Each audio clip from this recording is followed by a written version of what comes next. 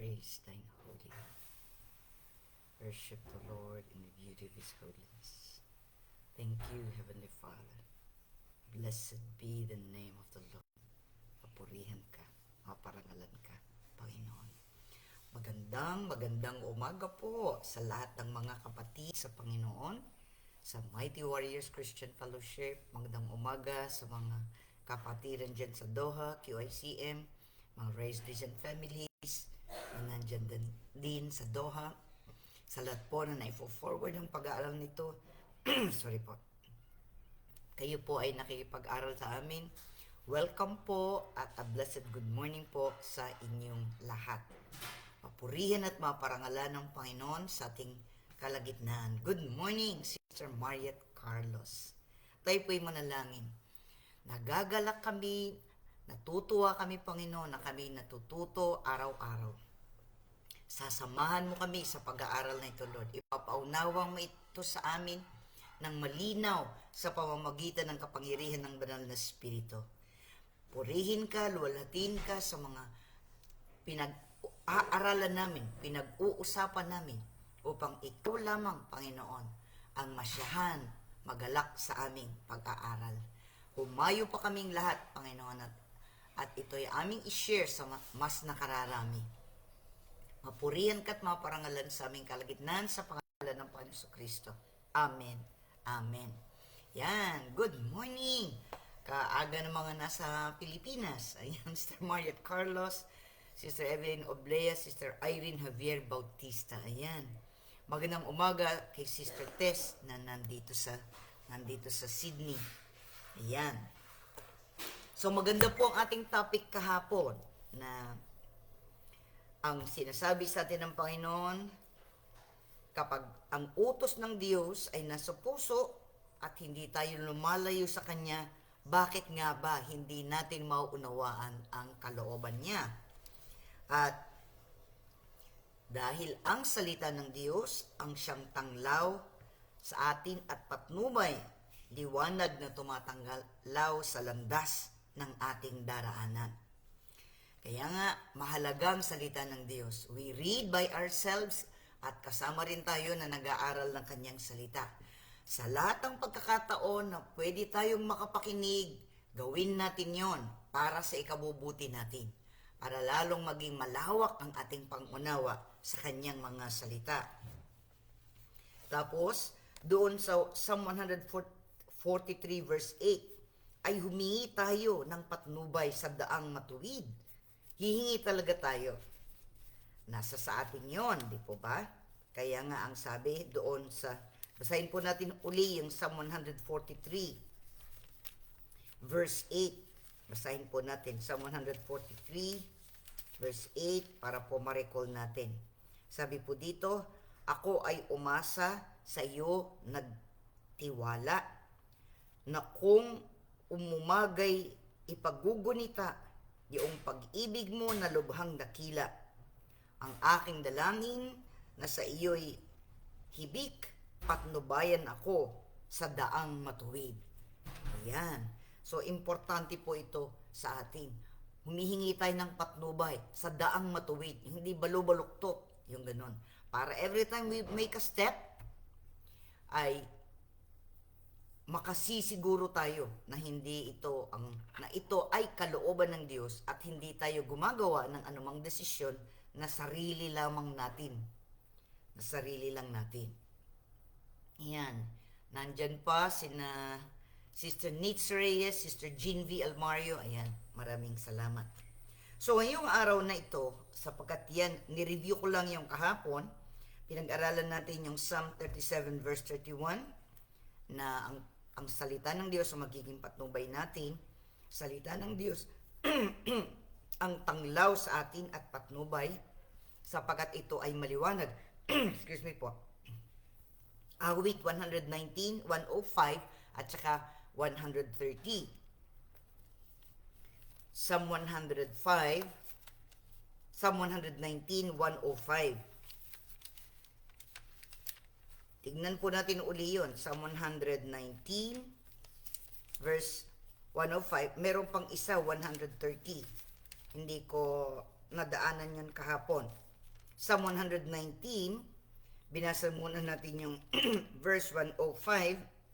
Salita mo'y isang tanglaw na sa akin ay patnubay, liwanag na tumatanglaw sa landas kong daraanan. Yung talatang 130, ganito naman ang ating mababasa. Psalm 130. Psalm 119, 130. Doon sinasabi sa atin na ang liwanag ng turo mo'y nagsisilbing isang tanglaw. Nagbibigay dunong ito sa wala pang karanasan. Kaya nga po, kailangan natin ang wisdom ni Lord. Ulitin ko po, Psalm 119 verse 130. 130. Ang liwanag ng turo mo'y nagsisilbing isang tanglaw, nagbibigay dunong ito sa wala pang karanasan. Naalala ko po, gaya ng aking pagpapatutuo sa iyo, I was very young nung ako tumanggap sa Panginoon. Hindi pa ako natatapos sa kolehiyo, kaya talagang wala akong alam. Wala akong alam patungkol sa salita ng Diyos at na nakakaalam from Genesis to Revelation. Wala pa, nangangapa pa lang ako nun.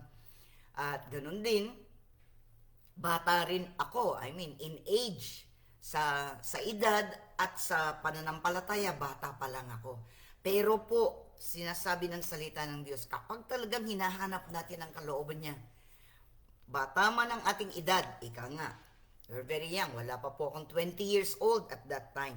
Pero ang sabi niya dito sa Psalm 119, 130, nagbibigay dunong ito sa wala pang karanasan.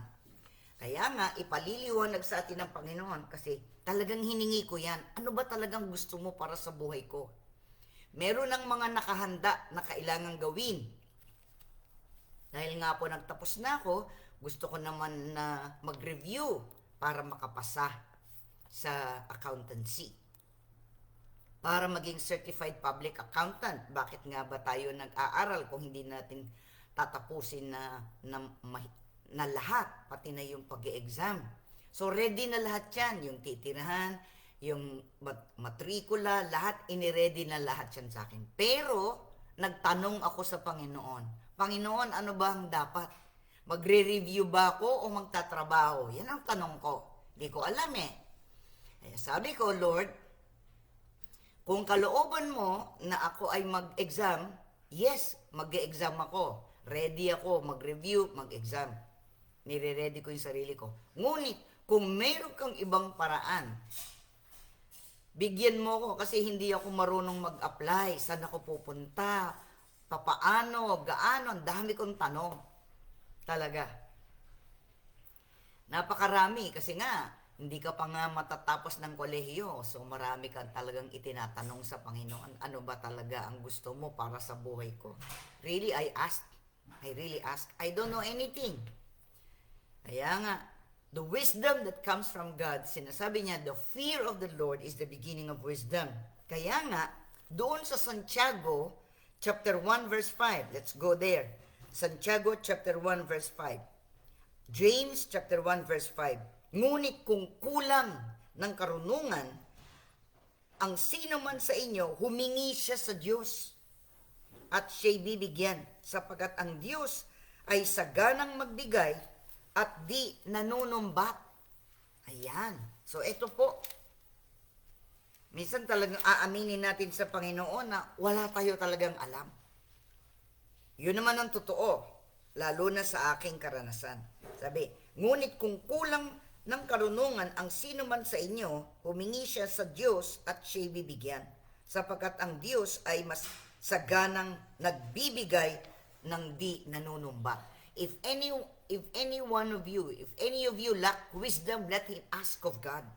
Yun po sinasabi. So I've asked. Talaga, humingi ako. Kung gusto mong na ako'y magtrabaho, and at that time talagang kailangan na ako magtrabaho, I need to help. Ako po ang panganay.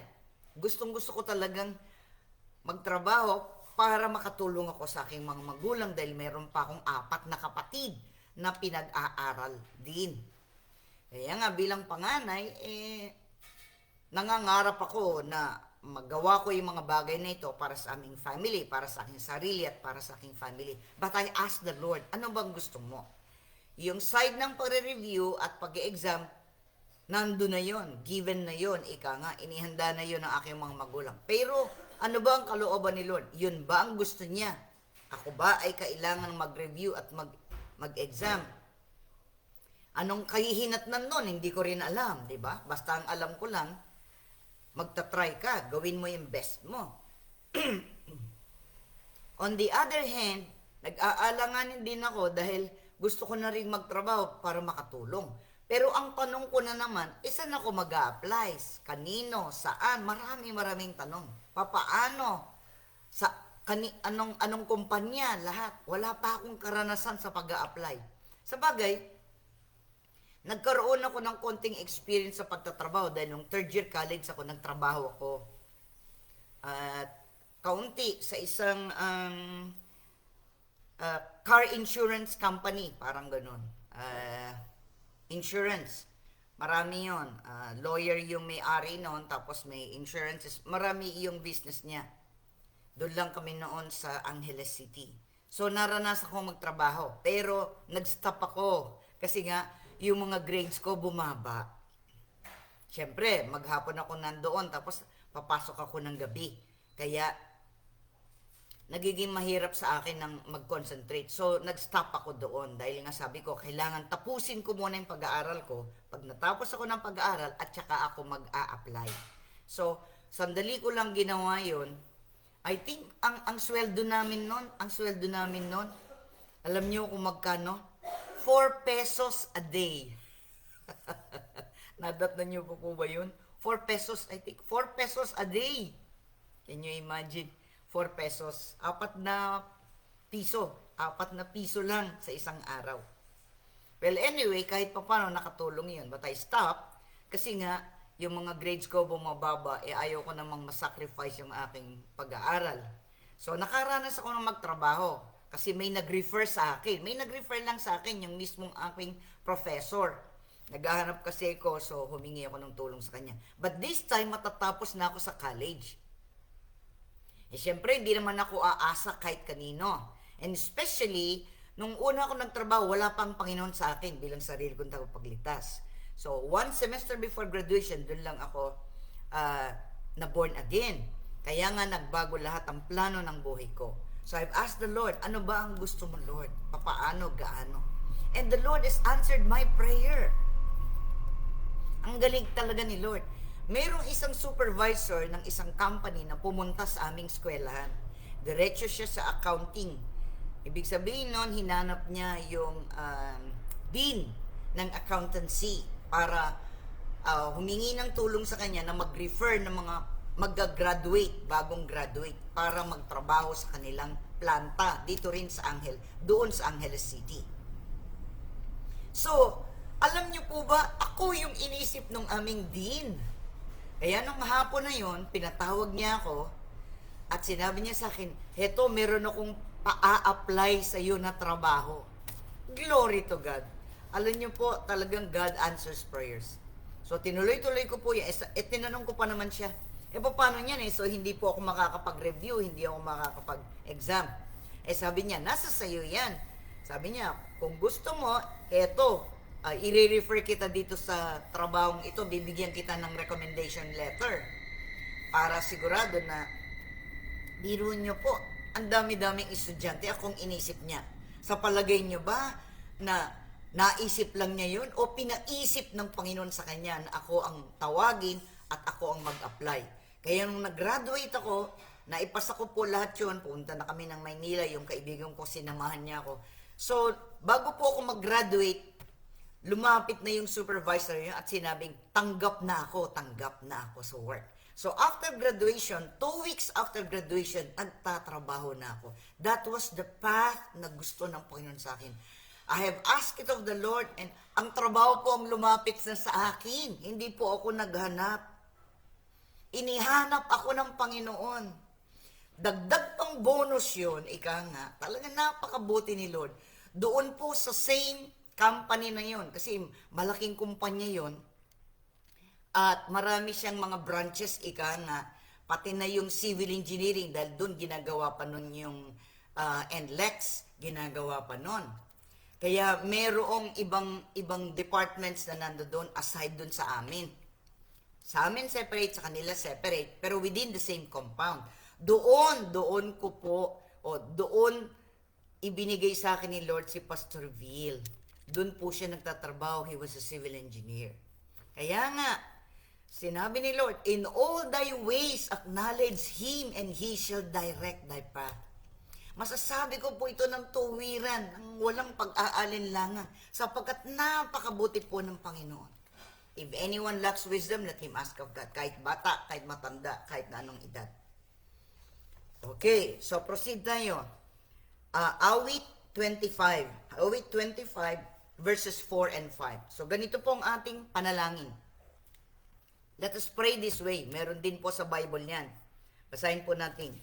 Awit 25, Psalm 25, verses 4 and 5. Ganito po ang ating mababasa. Ang kalooban mo'y ituro, O Diyos, ituro mo sana sa abamong lingkod. Ayon sa matuwid, ako ay turuan, ituro mo, Yahweh, ang katotohanan. Tagapagligtas ko na inaasahan, sa buong maghapoy, pinagtitiwalaan. So, basahin ko po sa wikang Ingles. Psalm 25, verses 4 and 5. Make your ways known to me, Lord. Teach me your paths. Guide me in your truth and teach me, for you are the God of my salvation. I wait for you all day long. Ayun. So, ganito po tayong mag-pray. Nasa Bible din po yun. Sabi, make your ways known to me, Lord. Teach me your paths. Kaya nga, sa pagkatagalog, ang sabi niya, ang kalooban mo'y ituro, O Diyos. Ituro mo sana sa abamong lingkod. Ayon sa matuwid, ako ay turuan, ituro mo, Yahweh, ang katotohanan. Tagapagligtas ko na inaasahan, sa buong maghapoy, pinagtitiwalaan. So, napakagaling po ng ating Diyos. He will not fail us when we ask Him. Kapag talagang sincere tayo. Kaya nga, we need to be sincere. Ibig sabihin nun, ay talagang mataimtim tayong lumalapit. We don't know anything, but He knows everything. Di po ba? Tayo, ano lang ang nakikita natin? Pinag-aralan natin kahapon. Ang distansyang nakikita natin ay kakaunti lang. Pero ang Diyos, alam na niya ang ating pasimula, alam na niya hanggang sa kawakasan. So may plano siya para sa buhay natin. Kapag yun ay hiningi natin, sigurado ibibigay niya yun. Gaya nga ng nasabi ko, I was just a very young Christian. Wala pa akong 6 months in the Lord. Wala pa. Pero nagbago lahat ang aking plano sapagkat hiningi ko sa Diyos ano ang dapat kong gawin. Where to go? Anong gagawin ko? Magre-review ako? Fine. Ready na yun. Pero kung meron pa siyang iba na mas maganda na gagawin, yun ang gusto ko. Kaya nga, nung nag-pray ako, I prayed in the morning and the Lord answered in the afternoon. Ganon po kabilis. Doon ko po nasimulan ng malalim kaagad ang pagkaunawa ko sa Panginoon, sa pagtugon niya sa panalangin, doon sa karanasan kong yun. Dahil hiningi ko sa Kanya, Lord, papaano? Kung mag-a-apply ako, saan? Sinong pupuntahan ko? Anong kumpanya? Talagang tinanong ko lahat. Lahat ng aking tanong. Pero napakabuti niya. He led the way. Pagkahapon, pinatawag ako. Nung una nga, kinabahan ako kasi graduating na, alam ko, isa ako sa mag-graduate na with honors. Pero kinabahan ako, bakit kaya ako pinatatawag? Pero sabi niya sa akin, meron akong ipa-apply na trabaho sa iyo. Yun ang bungad niya sa akin. Kaya nasabi ko, praise the Lord. Praise the Lord. Purihin ang Panginoon. Hallelujah.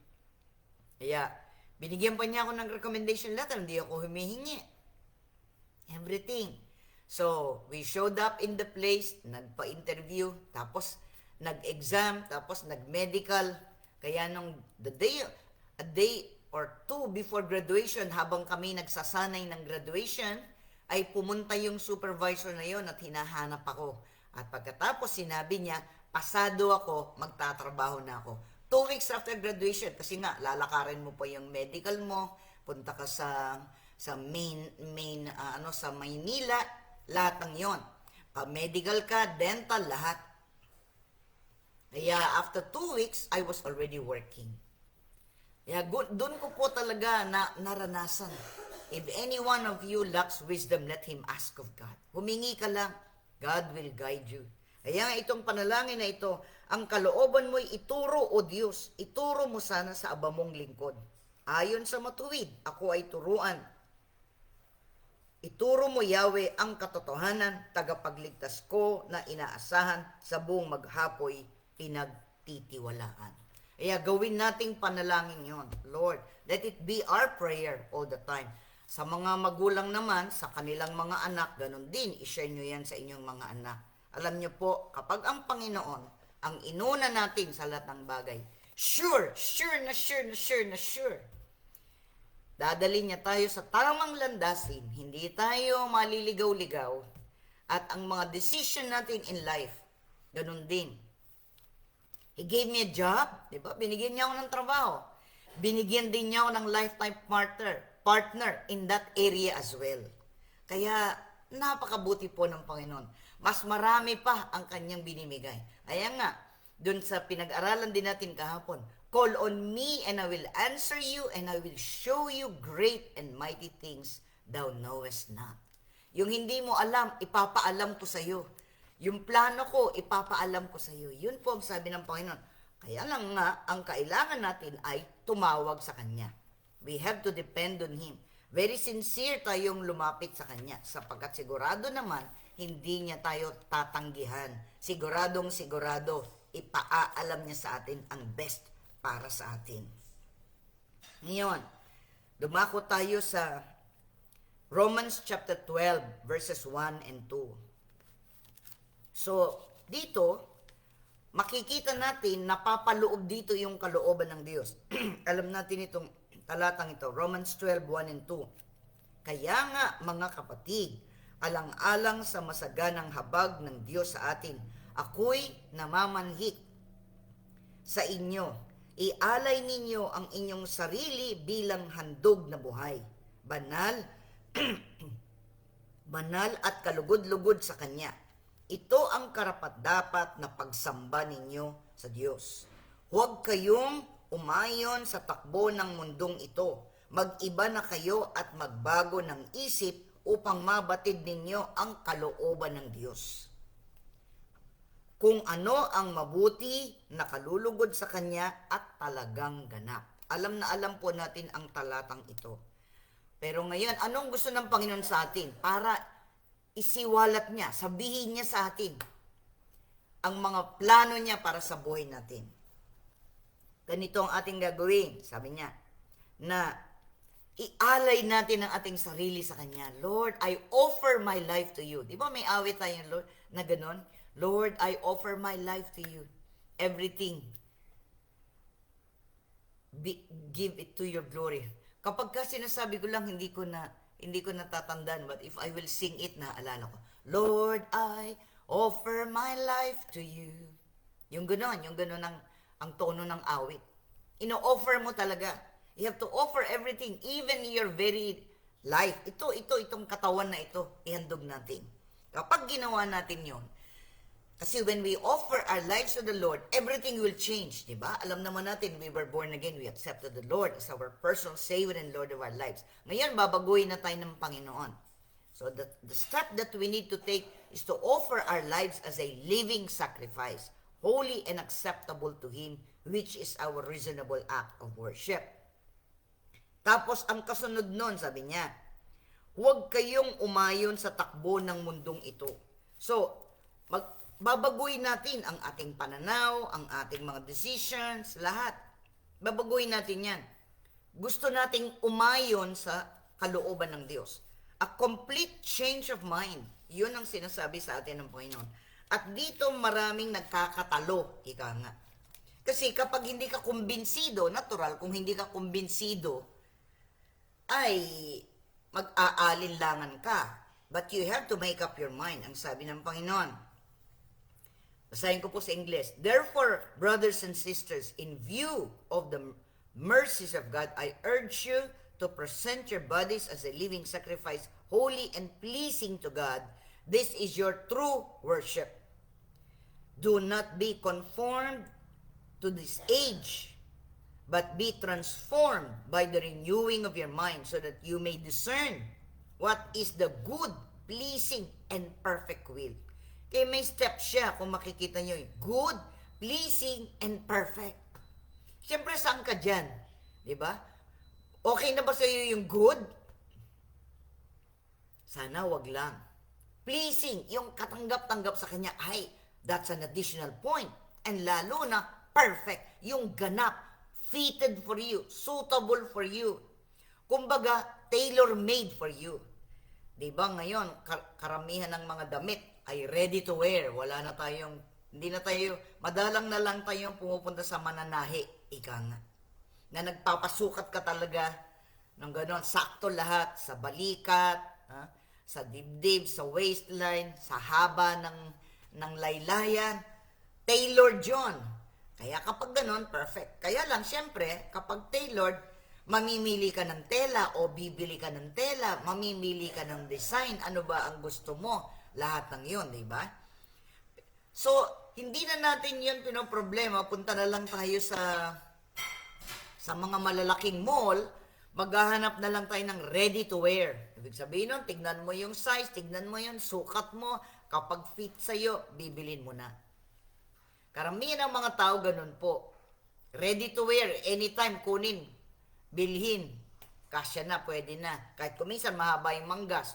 Kaya nga meron tinatawag na, ano ba yung tawag doon? Yung, para putulin nila yung part na yon. Kung masyadong mahaba, yung ganon, sa manggas o kaya dito o kaya sa laylayan, yun ang alteration, yun. Alteration. Pupunta ka doon, sabi niya, kung gusto mong itong ipa-fit sa'yo, ayan, may measuring ka, tapos kukunin mo after a few days. Yung ganon. Pero ang gusto natin, yung tailored para sa atin. Tama yung kulay, tama yung design, tama yung sa neckline, tama yung dito sa shoulder, tama yung haba sa kamay at sa paa. Tamang-tama. Hindi maluwang, hindi masikip, kundi komportable ka. We want that. Kaya nga, sabi niya, madidiscern natin, if our minds will be renewed, babaguhin natin lahat ang kapamaraan nating kaisipan. Ipababago natin lahat. Walang pagsala lahat. The way we think, the way we value things, lahat-lahat na paano natin binavalue ang isang bagay. Everything that is in our mind, everything, our decisions, lahat ng iyan. Sabi ni Lord, do not be conformed to this age, but be transformed by the renewing of your mind, so that you may discern, para malaman mo, what is the good, pleasing, and perfect will of God. Siyempre, doon na tayo sa perfect will. Doon na tayo sa ganap. Hindi naman sinabing magiging perfect tayo. Yung isinadya ng Panginoon, yung plano niya para sa buhay natin, yun ang gusto natin. Diba? Kaya nga, matatagpuan natin ang kalooban ng Diyos, magsisimula rin sa pagnanais natin. If we sincerely would want to know the will of God for our lives, bibigay ni Lord sa atin. Definitely bibigay niya. At syempre, kapag kumbinsido tayo dun sa sinabi niya, we'll go all the way. Alam niyo po, time has passed nung ako ay nag-apply. After a few years na ako ay nagtatrabaho doon, ay tinawag na ako sa main office. Ang layo-layo, sa Bikutan pa. Sa Bikutan. So, syempre, promotion yon, pumayag na ako. Pero later on, humingi ako uli ng work kay Lord. Sabi ko, Lord, kahit na promotion ito, masyado naman akong pagod. Malayo pa ako sa mga magulang ko. Nangungupahan lang kami. Kasama ko yung mga ibang mga kababaihan sa aming kumpanya. Sama-sama kami, 3 kami. Para dun sa, nangungupahan lang kami ng bed space. Siyempre, hirap ako, nag-adjust ako ng husto nun. Eh sabi ko, Lord, bigyan mo ako ng iba. Binigyan uli ako ni Lord. Binigyan uli ako. Kasi ang desire ko noon, matapos ako sa Bible school. Eh natigil ako dahil nga pumupunta na ako doon ng Sunday ng afternoon, doon ang aming pag-aaral. Kaya natigil ako. So I've asked the Lord, Lord, bigyan mo uli ako ng work. Ibalik mo ko sa Pampanga. Doon ako. Gusto kong ituloy ang aking pag-aaral sa paaralang Biblia. And so the Lord answered my prayer again and He gave me a new job. At doon na, nung kami rin ay nagpakasal na ni Pastor Bill at that time. So tuloy-tuloy na yon ang paglilingkod sa Kanya in everything. So here I am. Nandito na ako sa harapan ninyo. Did the Lord fail me? No, never. Sabi nga nung awit, never failed me yet. Never failed me yet. Jesus' love never failed me yet. This one thing I know, that wherever I go, Jesus' love never failed me yet. Tayo po'y manalangin. Lord, marami pong salamat. Purihin ka, luwalhatiin ka sa bawat buhay namin. Merong nakatakda. Meron kang plano. At nasa sa amin yon. If we seek you, sinabi mo, if you seek me, you will find me when you seek for me with all your heart. Sinabi mo naman yon. Lord, we would want to come sincere, O Lord. Totoong-totoo, mataimtim naming hinihingi na matupad pa ang iyong kalooban sa bawat buhay namin, sa bawat pamilya namin, sa aming mga anak, sa aming mga apo in the future. Matupad pa ang ninanais mo individually dahil personalized ang ginagawa mo. Tailored para sa amin. Angkop, tamang-tama para sa amin at sa kakayanang ibinigay mo. Sa lahat ng bagay na pinlano mo para sa buhay namin. You have thought about it. Kaya nga, we need to come to you, the author of life, the source of every wisdom, knowledge, understanding, and insight. Kaya maraming salamat, Lord. Ang sabi mo, for I know the plans that I have for you, plans to prosper you and not to harm you, plans to give you a hope and a future. Be glorified, be magnified in our lives, Lord. In Jesus' precious name we pray. Amen and amen. Receive the personalized will of the Lord in your life. Claim it, ask of it. If you missed it, you can do so now. Kung na-miss niyo yun before, you can still do it now. Whatever it is God has planned for us, let it be in Jesus' name. Sa pangalan ng Panginoon Kristo, matutupad ang kalooban ng Panginoon sa bawat buhay natin. Mapurihan siya, maparangalan siya. Ialay natin ng buong buo ang ating pagkatao, our spirit, our soul, our bodies. Para sa ganon, we will be able to know His good, pleasing, and perfect will.